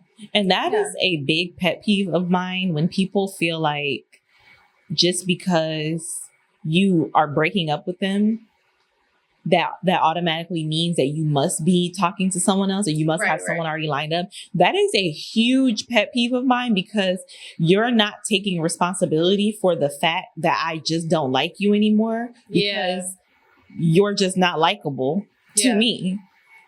Yeah. And that, especially if you're trying to do a polite breakup where you're like breaking up, but you're trying to tell this person like, you know, I still think you're a good person, all of this stuff. And then they jump to that. And it's like, I was trying to not empty the clip on you, But now do I need to tell you all the reasons why I came to this conclusion? Yeah. Because we can start from A to Z. And that's, I know it sounds mean, but that is annoying. Mm-hmm. And you can feel that way if someone literally is accusing you of doing that, because it's like an attack on your character. Yeah. When in reality, me and you are just not aligned. And that could be what happened in that situation. Him and his ex-fiance were just no longer aligned. And it was because they had this wedding in 6 months. That is a time when people realize, I actually don't want to be with this person. Right. That's why people get cold feet, because now you're realizing I'm entering, which of course, that's a whole nother discussion about commitment, where people feel like marriage is more of a commitment than kids. That's a whole nother topic. Yeah. So they already had a huge commitment, but the wedding commitment is another layer that literally makes people go into fight or flight, where it's like, oh, we're actually doing this. Perfect. We are locked in, versus, wait, what am I doing? Mm-hmm. I actually need to leave this relationship because I'm not ready for this with that person. And that means they are not right for me. Right.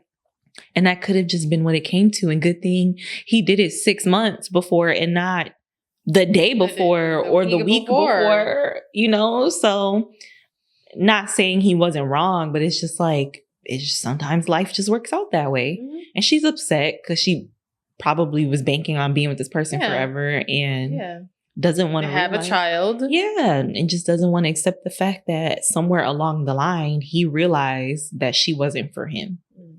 And it feels personal. But again, even though I was being funny previously by being like, you know, you got to empty the clip on why you don't like them. In reality, it's never personal when someone doesn't want you, unless you're like a straight up asshole or abusive or whatever.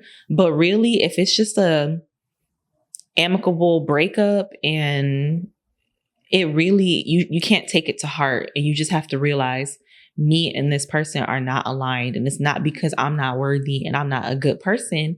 It's just because we're just two different people on two different pages going in two different directions in life. And that doesn't mean I won't find someone worth my time. Right. You know? Right. So. But, yeah, she's not the asshole for not hiring him. Mm-hmm. He needs to find another job. His parents need to help him get on his feet. Because how old is he again? Teenager? Yeah, I don't think they ever specified his age. Okay. Well, he's probably young. Yeah. You know? Yeah. But just because he's young doesn't mean that you owe the kid. Exactly. Especially if they don't get along. Like, at the end of the day, that's a kid. Mm-hmm. And then you trying to have him hired by someone he doesn't like, that will teach him that he can either disrespect or dislike somebody and still get an opportunity from them. Yep. That's not how shit works. Yep. Like, you need to get along, and no one owes you anything. But unfortunately, he's probably being poisoned by this woman's words and at home. His actual mother-in-law. I think her husband's family is like icing her out too. Right. So. Right. No, not the asshole. I agree. I will read only one comment because it's the top comment, but like it even had like the little clapping hands. Okay. Applause. So, yes. Like from other people, like like a symbol. Yes. Okay. So it says, mother-in-law thinks you should hire John because it's a family business. I would remind them, true, but you made it very clear that I am not your family. And John's mother has raised him to believe that I broke up their marriage, which is a lie. And that is exactly what she should say. Yep. That was a good one. Because you made it clear that she wasn't your family. So if something is a family-owned business, this is my family-owned business. Not yours. Period. So exactly. So this one is, am I the asshole for telling my mom that it was very obvious they never liked me and that it's good we don't have to pretend anymore? Okay. So this one says, I never fit in with my family and they made sure I knew it. They were disappointed that I'm not into all the stuff they're into. I have no interest in board games or video games. I don't like fantasy or science fiction novels. Maybe when I was really little and I just wanted to fit in with my family, I tried to fit in, but they never did the same for me. My brother mocks things I like. My parents just watched it happen or even join in. My friend's mom was so nice and took us to the Eras tour. I think that's how you say it. That's the Taylor Swift one. Okay. My own mom just laughed at me when I showed her pictures of our outfits. I found a show I thought everyone might like, White Lotus, and they literally started just making fun of it from the get-go. After years of hard work, I got into NYC school and moved there with 2 friends and one of their cousins. I know in my heart this was me moving out forever.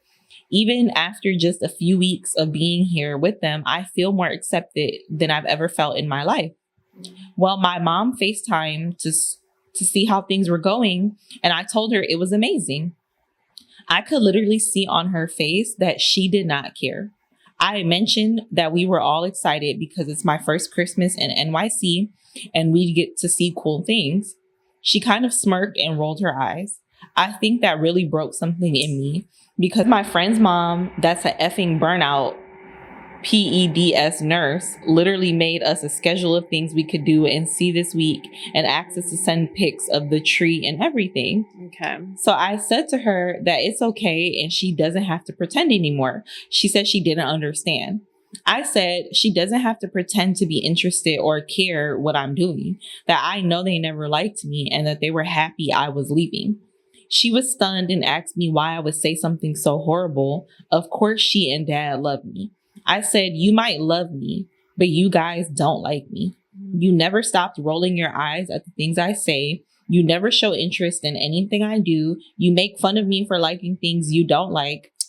When I told you I was going to move to NYC, you started talking about turning my room into a library. She got visibly angry and said that I'm being dramatic. I said there's a reason I came to NYC for school, and there's a reason that no one in my family tried to stop me, encouraged me to stay closer, and why not a single one of them asked when I'd come back. And that is fine. I don't care anymore. I have the family I need here. She told me that I suddenly think I'm too good for my own family. I told her that she's always thought they were too good for me. So I guess it works out. Am I the asshole? I have multiple thoughts about that. Me too. Because I'm probably going to reach into multiple different topics, but I don't like to just say, oh, this is why they're doing that. There are multiple factors here. It's okay. We have time just to hold your thought. Okay. If you're still watching at this point, comment what part of your cleaning you're on. Good one. But go ahead. One factor I think that's going on here is this is a product of parents not understanding that children are not an extension of them. They are not mini thems. You know, yes, children will look like half you, half the parent. Right. Yes, they will have some characteristics that are inherited, no matter what. Even when a lot of kids, like even me, you know, I didn't know my dad at all. And I have either my mom or my grandma and stuff saying oh, that reminds me of your dad. And, you know, you do this like your dad. So there are things that you will have that are similar to your parents. However, they are a completely different soul. Right. With a completely different life experience. Right. They are their own person. So I feel like what's going on here, or one of the things that's going on here, is they expected all of their kids to be just like them and have the same interests as them. Yeah. And they got really excited about that. And that's something that they wanted. Yeah. And then when one child actually doesn't like that, they probably felt slighted. You came from us. Are you going to insult what we're doing? Even though the kid wasn't insulting them. They just didn't exactly like the same exact things, you know? So I feel like, you know, the mom rolling her eyes at the different interests and stuff. I feel like she was probably partially insecure that her own child doesn't have the same interests, and that somehow means that it's a negative thing. Right. You know, but with female, right? Yeah. The daughter never talked shit about their interests. Right. You know? So why is it that her interests are the ones that are lame because they don't fit in with the families? You know? And a lot of parents don't like to be called out on like not liking their kid, but you can love someone and not like them. Like I love some people, but I don't like them. Right. Like that's very true. But then some parents think that they're absolved from that behavior because they're parents. Right. But no, and obviously OP was upset after feeling neglected for so long. Right. I don't think that she's the asshole for anything that she said. Right. So, yeah, I don't think she's the asshole. I think that the parents are being weird on like some cult type shit where the whole family has to like the same thing. Like, I cannot relate to that. Like, even though I can't, like my mom, she never made any of us feel that any of our interests were weird. Right. You know, even if she didn't have the same exact interests. Right. Like me and my brothers, we were the gamers of the family. Right. And my sister, no, like the most that she would play is probably like a little bit of Super Mario Brothers or maybe like a little bit of some other game, like very, very basic games. Right. She was not a gamer. She liked Disney musicals and princesses. She was a lot more girly than I was, you know, but it was never on some like, oh, you like princesses, boo, or like, oh, she was never like, oh, you like games, boo, like that sucks. It was never like that. It was just like everyone's interests were meshed. Right. And like even when I was playing games, like my sister would either be watching and commenting like, oh, you shot him up, you know, like something like that. Right. But there was never any shaming when it came to our interests. Right. And I just can't fathom my mom just like rolling her eyes. Like that is very hurtful. Right.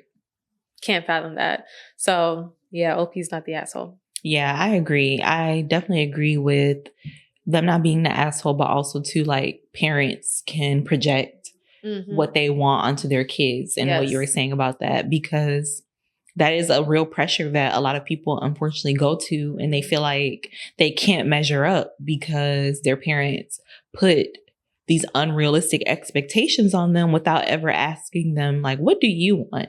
Or who do you want to be in this world? You know? So that sucks. And to a certain extent, I can understand OP because in a way I had a similar experience, but more so with my older brother because him and my mom were very similar and had a lot of similar interests. And I think because of our age difference of 7 years, that was a time where he felt like, I guess, like an only child. So they used to bond a lot and do a lot of activities. And then, you know, so they had that time to really just have a lot of shared interests. And I wouldn't necessarily say that my mom encouraged my brother to bully me like this OP did, but it did feel like there was the bullying, but disguised as like, oh, we're just having fun and it's just fun, but it's not fun. And in the end, it made OP feel like they weren't a part of their family. Yeah. And your family is your first exposure to connection, friends, the world, how your personal outlook on yourself and what you have to look forward as far as connections with other people. And if you're receiving these messages like that, it's going to be hard to connect with others. So thankfully, OP was able to find community and make her own friends. And there are plenty of people, even though, you know, she'll probably have to go to therapy and really unpack what she's been through. It's not impossible that people really do make their own family out of their friends. Yeah. Yeah, I agree. And yeah, there's always going to be people out there that will support you and your hobbies. Like, even though it's important that family does it too, but if they don't do it, like, honestly, that really doesn't mean shit. Because you can go out there and find your community. You know, like, yes, families should support each other. They should do this. But if it doesn't happen, it's not the end of the world, because if they don't prioritize you and your feelings, then you literally can just block out them and their interests. Be like, well, I don't care either. Right. And I'm going to go where I'm appreciated. Right. Very true. So on to our last story. We already did 5 stories? Yeah. Oh, wow. On theme with what we do is I save the best for last. So, am I the asshole? My baby mama wants our daughter to go to private school, but I just can't afford it. Girl. All right. You're in for a doozy. I'm a lurker on the Reddit. But I've seen posts from this sub on Insta and have come to understand the demographic is mostly young people, which is why I'm here. So I'm trying to see what this sub is. I guess the sub just being, am I the asshole? Okay. I want to understand how much this will affect my daughter from a youngin' point of view, but also older people. I have a 14-year-old daughter with my ex-girlfriend. We have split custody, but her primary residence is with her mom since we live in separate cities, just an hour away. My wife and I have our own little girls who are 7 years old and 10 months old, and a son who's 4. And then he puts in parentheses, I swear I'm done, LOL. Okay. After long discussions and preparations with our finances, we decided we wanted our daughter to go to private school. And as soon as my baby mama heard, she went ballistic because she's been wanting my eldest daughter to go to private school since forever. And my daughter has also been asking to go. It's not that I don't want her to, more than I know I can't afford that burden. It's easier with my wife because we both work and have good jobs, but my ex works at a salon, so most of it will be coming out of my pocket, and that's just not sustainable without giving up a lot of comforts and changing our lifestyle more than preferred. My baby mama is trashing me over it, and my daughter has been airing me since I told her I couldn't afford it. I don't even know what to do anymore. Am I the asshole? And then he puts again, this isn't an edit. He just says, baby mama can't afford it. This isn't an assumption. This is something I know because I know their finances and often help her out. She knows she can't pay half. We've spoken about it. Before I jump and say what I think, I'm really going to see if... Take your time.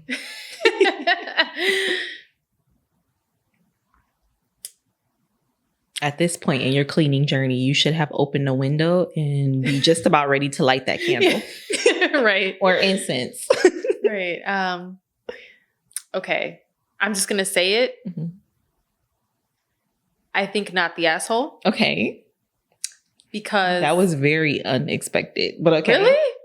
For me, but go ahead. Okay. I'm going to explain my thought process. Don't even alter anything you were going to say. Okay. I'm going to say not the asshole because he can only afford it because his now wife can afford it with him. And a lot of times parenting is like, this is why 2-parent household is very important. When you have that 2-parent household, you're able to put your finances in order. Like if you think about the families with multiple kids, they put their kids in sports. It's not the dad always paying it. Right. It's always both of them. Right. Or the dad takes care of mostly of this. And then like the mom pays for like the sports and stuff. Right. But with that, I have never seen, and of course we're talking about, middle class or whatever. We're not talking about rich people. Right.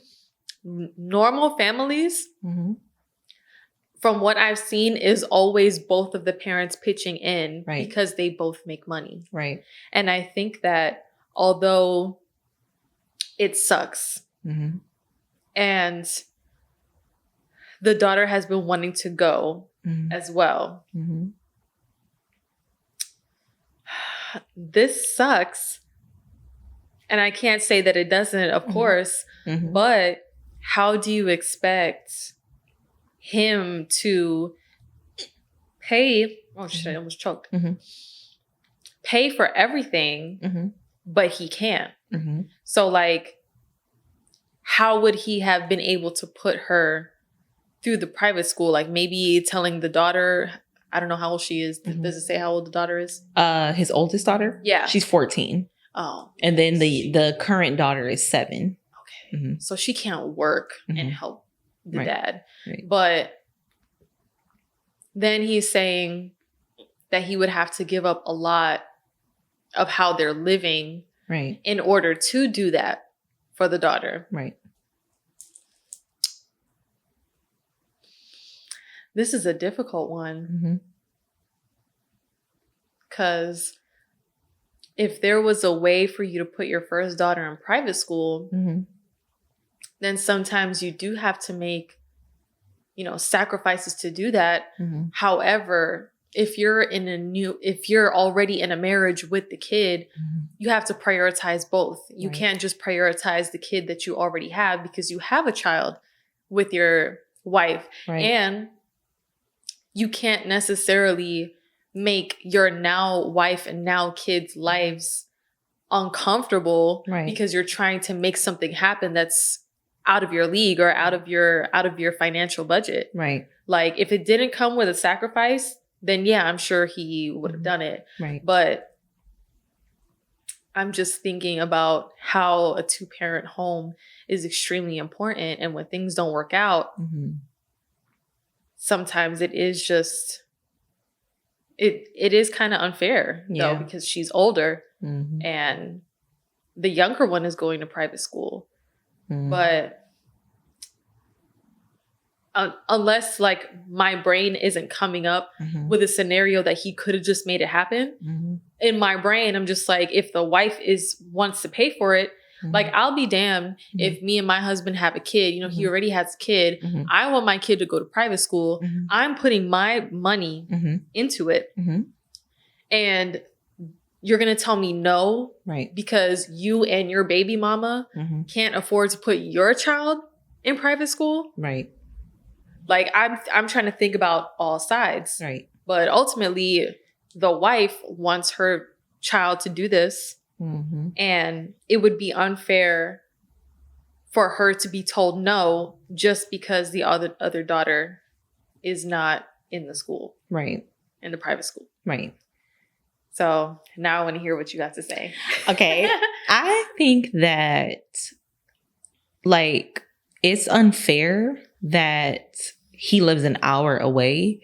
I just think that I think that that's inconsiderate. So he did mention that basically the mom, his baby mama, is that daughter's primary parent. So it's not a thing where they have this equal shared custody. He specifically says, I have a 14-year-old daughter with my ex-girlfriend. We have split custody, but her primary residence is with her mom. He said, mom, since we live in separate cities, just an hour. So he's trying to frame it like just an hour. An hour is far away. If it's an hour by car, that is far away. And that is not a daily commute that most people take. And some people are going to be like, I work somewhere and I drive an hour. That is not the norm. Most people typically do things within 10 to 30 minutes of their residence, like your shopping, your appointments, school for your kids, like the closer, the better. So him being an hour away already makes me side eye him because why do you guys live so far away? And then you're saying that's her primary. So the mom is footing the majority of the responsibility as far as parenting this child. So that's where it bothers me because I get that she says she can't afford half, but he never specified how much she could afford. So what if she can't afford half, but she can afford 40? You can't fork up an extra 10%. To me, it just sounds like if he had to choose between, he just can't afford paying those 2 tuitions, which is reasonable because both is expensive. So he chose his priority to be his child that he has with his wife. And that is a realistic but unfortunate thing that people don't want to talk about. But when someone remarries, and starts a new family, most people do, specifically men, and it's going to be unpopular opinion, because women, a lot of times, your kid is your package deal. So if you move on to a new husband or new family, you take your kid with you. But since moms are the primary caregiver, dads move on and almost start a whole new family. And that's the vibe it's giving, where it's like this family is precedent because this is your wife, but it's not about what's more important, a wife, a baby mama, all of this. It matters. The kids are the most important. And I just feel like it's unfortunate that this 14-year-old is missing out on an opportunity when in reality, if I specifically had to choose myself, I'd prefer my kid in high school to go to private school, because that's going to better prep them if they want to go to college. Private schools do have very good curriculum. So I think that she would be very well prepared for college versus my 7-year-old. Not saying, I think it's great if someone can go to private school from the time that they're in elementary all throughout high school, and they are serious and they're good students, they're going to be top tier smart, point blank period. They're going to be prepared. They're going to be well connected. It's just, that's just a given. That's why private schools are so expensive, because they know they're giving some of the best education you can get. So if you can do that at a very young age, that's amazing. But why not find some type of compromise where you can maybe, since she's already 14, you can finish out her high school. And by the time she's done with high school, the youngest child will be in middle school. And then she can have middle school and high school to go to private school. So she'll still get a lot of more years than the other child anyways, but also you still are still kind of making it fair. So that could be an option. And the other option too is, like, unfortunately, the baby mama has to recognize, like, because you can't afford it, maybe you need to do something else. Like, if in the meantime, for these next few years, you work at the salon and get an extra job, yes, that is unfair because now you're doing extra work and these two are a team, but that's just the way that it is. Like, you're not with this person, you know, and he does have extra help because he's married now. So it's like, if you have to make that sacrifice, then you just have to do that. And because was she basically putting it on him to where, like, the teenager could go to private school if he paid for it, not the both of them? He said she couldn't afford to pay half, but he never specified if that just meant she couldn't pay, period, or she needed to pay like a smaller portion. And that's why I feel like there could be a compromise, and the wife may not like that. But in reality, when you are with someone with a child, that's what you sign up for. So if it has to be that he says, well, I'm going to do my oldest first for these few years that she's only going to have 4 more years of high school. That will literally perfectly put the 7-year-old to be 11. That'll make her a 6th grader. So she will start off middle school and be able to end high school in private if they do it that way. And I think if the wife doesn't like that, I think that's being unreasonable. Because again, he does have another child. And me personally, in good conscience, I couldn't take away from a child just because I feel like my child is more important when I met and loved and decided to be with this person with a child. Like, that's so unfair. It's just unfair. So it is unfair in either way. Whatever they do, if they do this, that oldest daughter is going to end up resenting her dad and her mom. She's going to feel like my mom broke and couldn't afford me, and my dad chose his other family over me. And then this 7-year-old going to private school, she is going to have a way better future statistically over that 14-year-old. And it's just unfortunate to be able to say I'm a parent and I'm actively seeing my daughter continue a cycle of being disadvantaged because her mom is disadvantaged. While I continue to focus, I'm just going to focus over here and get this family on the right track. And another unpopular opinion, but we talked about this earlier about this back-to-back kids, maybe he shouldn't have had so many kids. Like, you had one. I know you have one with this. People are going to be like, you can't say that. They're a family. They can choose to have as many kids as they want to. Yes, you can, but that doesn't make it right. That doesn't make it right. Like, you didn't foresee that this other kid, at the end of the day, he's still a parent, whether he's calling this mom a primary parent or not. What if she died tomorrow?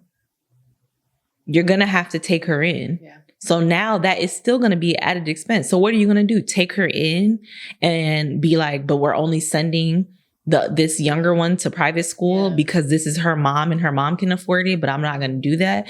I don't think he's thinking about those type of things. And that may not be the reality, but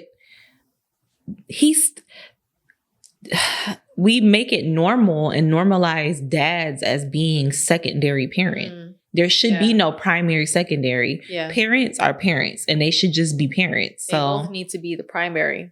If the mom decided tomorrow to be a deadbeat and walk out on her family, he would be the primary parent. So now what are you going to do? Like, financially, what are you going to do? So I think if I was someone that already had a kid and now entering into a new partnership, that would definitely be a big concerning factor on whether or not I decided to have more kids or how many more kids I have based on the current income that I'm making at that time. Like, you know, how many kids am I going to plan for if let's just say I plan on having this specific income for the rest of my life, you know? People don't want to think about that. No. People don't think ahead when they think about, and not everyone, but a lot of people don't think ahead when they think about having multiple children. Because if you already say like having the first is hard because of all these expenses, why are you having a second, third, and fourth? Like, the accidents aside, because accidents happen. If you are family planning for multiple kids and you know that you're not going to increase your income in any way, and the first child was already hard on you, you have no business having other kids. And of course, people could say like, you can't tell people to do. Yes, I can't. I can't physically say you can't do that. But I'm just highlighting that people don't think. Like, and I could side eye you. I could side eye. Like, I'm not saying like this is just like a flat out rule, because there are exceptions, but and not every only child that I've met, like I know multiple only children who are adults now, and their parents are able to share their resources and cover their child. And what does that bring? That brings, what do they call it? When the money is able to stay in the family long term. Generational wealth. Girl. Right there. I know so many only children. Only children are not what people made them out to seem. Maybe they can be selfish, but they are thriving because they've had their parents 100% attention and resources to themselves. Girl, I know an only child. She's grown as hell, and her parents still go on cruises together. Just having a fun time. And you only really see this with only children. And like honestly, I'm okay with having one. Because I know that the resources will be evenly shared or whatever. And when you stretch it out, the children are going to get less no matter what, unless you're super rich. But like one of my clients, one of our share clients, she's in her early 20s. She doesn't pay any bills. She doesn't pay for anything. And she's just so cute and bougie. Like, I remember looking at her, I'm like, you got it good. You know, you can tell she's not like, oh yeah, my parents pay for it. She's not like that. But when I asked her, I'm like, do you pay like for this? And she just smiles because it's like she knows that I'm about to be like, oh girl, you got it in the bag. You know, she's like, no, I don't pay any bills. I'm like, girl, that is amazing. Yes, literally. And my friend, who's also an only child, she lives with her dad. She doesn't pay rent. She doesn't even pay for her car. Yeah. So I'm like, if this is the life, like I can't even fathom that kind of life.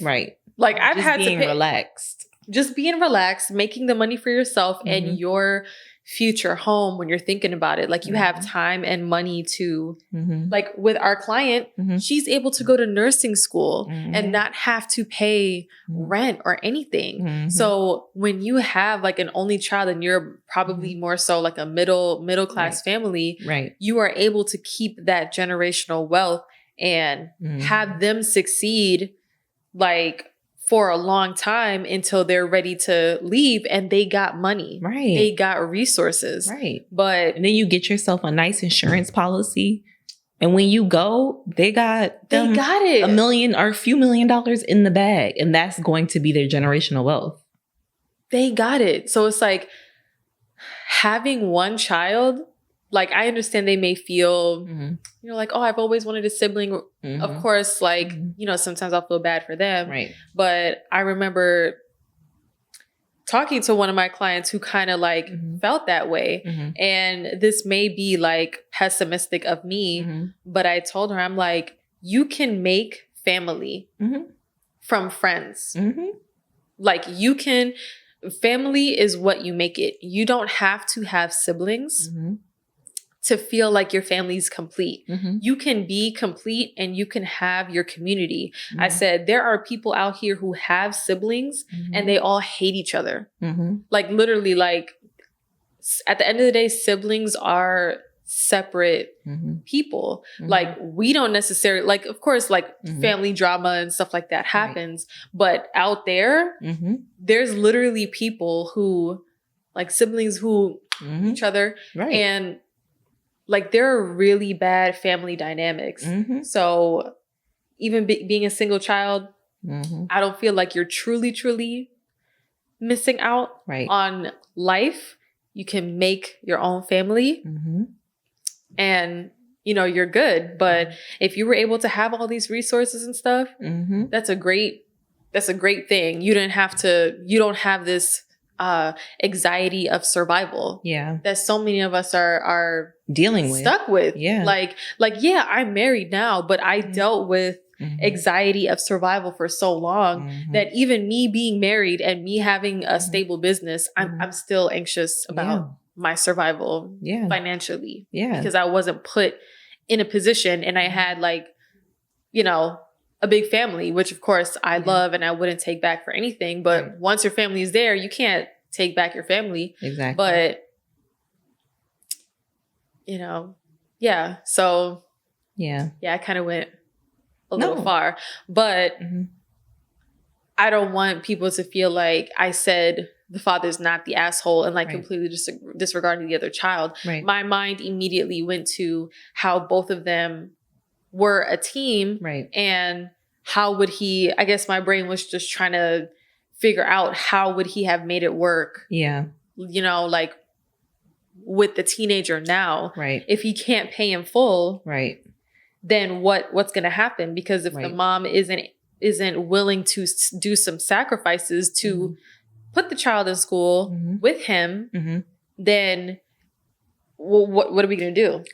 You know, it's a sticky situation. It's not easy at all. It's very sticky. Not easy. And I like 100% understand your perspective and like what you're saying, because it's the reality of what can you do. You have to make the decision.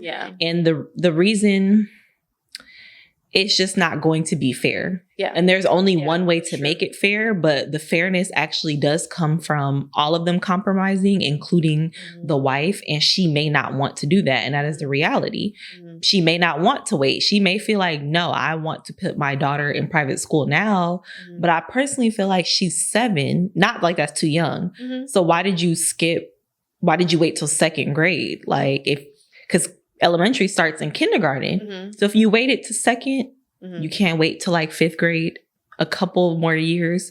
So another thing I think that people may disagree with me, or this is why I think it's an unpopular opinion, is because this is always a controversy when it comes to doing things for stepkids or outside kids. There's always that kind of debate around creating this fairness and baby mama versus the wife. But that is just a way to fuel this type of dynamic between women that like we always have to compete with each other and compete for a highest priority role. So that's why there's this thing of like the wife is above the baby mama because this is a more serious contract, or baby mamas do stuff that make the wives' lives hard. And in some people's situations, this may be true, but a lot of like the jealousy and competitiveness that comes with being a woman is literally completely made up and put into our socialization, and that shouldn't be a part of our reality. There's no need for that. The reality is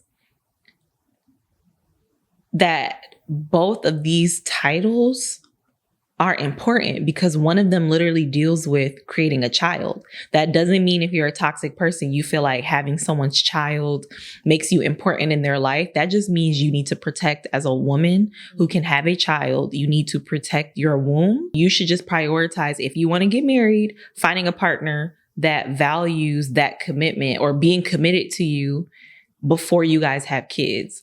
And it's just not...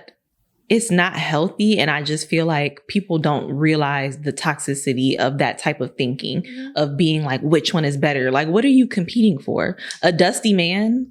That like the whole, do you feed your husband or kids first? That is like, it's so stupid. How about I serve everyone, including myself, and then we eat together? Like, why do we have to stroke anybody's ego or create hierarchies over who's more important? We're all important. And honestly, kid first. I don't care what no one's beliefs are. Kids first, because kids actually are dependent on adults, the adults in their life. Not your grown ass man. That realistically, why can't he make my plate? So I don't care what people think about that. Why can't he make my plate? Yeah. Sometimes. Why am I always the server? Why we can't do that and share that role? Like, I thought being in love and respecting each other means doing things for each other that makes you both feel spoiled. It can be in different ways, but like, can't you guys spoil each other in different ways? Like, unpopular belief to our last post where they didn't like their friend being called queen. I am a queen. So how come I would like to sit down and have a plate brought to me? Oh, thank you. Is that my favorite pizza? Yeah, I agree. So I just don't like those debates over baby mama, wife. I feel like it's just what is the word? A way to create a sense of like social elitism or something like that, where it's in reality that it's just about being family. It's a very dumb, unnecessary argument that honestly doesn't even need to exist. Like the whole like serving whoever first, and is baby mama and child less important than wife and child? That's a very unnecessary conversation, because they're both important. Like, unless, the baby mama just doesn't want to, because, sometimes you have the baby mamas who resent the fact that their baby daddy's now married and he's a husband to somebody else. Yes, that definitely exists. I can't say that it doesn't. So sometimes you do have baby mamas, or the other way around, baby daddies who don't want to cooperate because their ex-partner is now married. Right. Very true. That's understandable. Right. But overall, if you're like normal people who don't have like high resentment and stuff like that, y'all should work together and make things fair for the kids, because it's not about you guys necessarily. Like, I guess my thought was just like, okay, if the baby mama wasn't willing to try to make it work, then, what is the option? And the options suck. Right. All the options suck. All the options suck. The whole situation is just a trash situation. It's just a trash situation. Yeah. I don't like none of this. And the only people that I feel bad for are these children. Yes. I feel bad for the 14-year-old that possibly won't go to private school, even though she wanted that. And I feel bad for the fact that she'll probably resent her younger sister. Yeah. She'll probably resent her dad. Somewhere down the line, she'll resent her mom for feeling like her mom couldn't afford it. She'll resent her stepmom because she feel like her stepmom ruined her family. and the younger siblings will suffer because they won't get to have a good relationship with their big sister. And in those situations, when you have different moms, that is when you feel like a half sibling. And half siblings never interact with each other. Not never. A lot of times actual half siblings, not the different mom, not the different dad, but the different mom half siblings, a lot of times don't have close relationships because dads are secondary parents. Yes. And they don't make combining the family a priority. Facts. And yeah, it's just... There's a lot of broken families out here, a lot of broken homes. And even if you're a baby dad and you have 2 or 3 baby moms, like at the end of the day, men want to be the leader and provider so bad. How about you lead these families together? How about you provide the... Period. How about you provide the environment for all of these families to get along? But instead, you're just like, oh yeah, I'm with this woman now, and you know, that's it. Like they want to be leaders and providers. Lead the family and provide the environment. Right. Because if I said for him to get a second job, I would be wrong. I would be wrong. Right?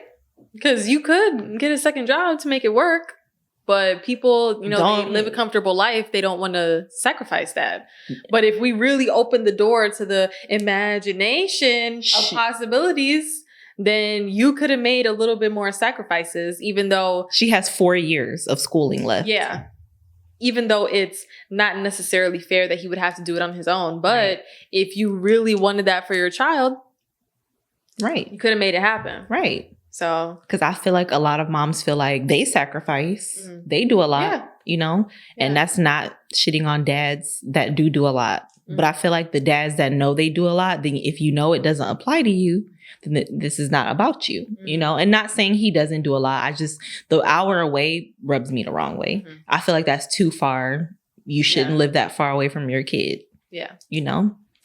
One last point I do have about that too is I feel like sometimes, again, even when the baby moms are difficult or whatever, I think sometimes that comes with them having a baby is very stressful. Being pregnant is very stressful. And if you're pregnant with someone that really wasn't fully committed to you or supportive of you, that can be very isolating and difficult to go through alone. And I've heard that firsthand when you actually hear the stories of women who had to deal with that alone.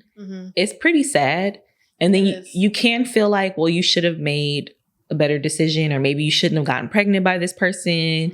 That all of those things can be true. They can be true. You could have thought the situation out thoroughly before doing that, but that doesn't take away from the fact that doing that alone is hard.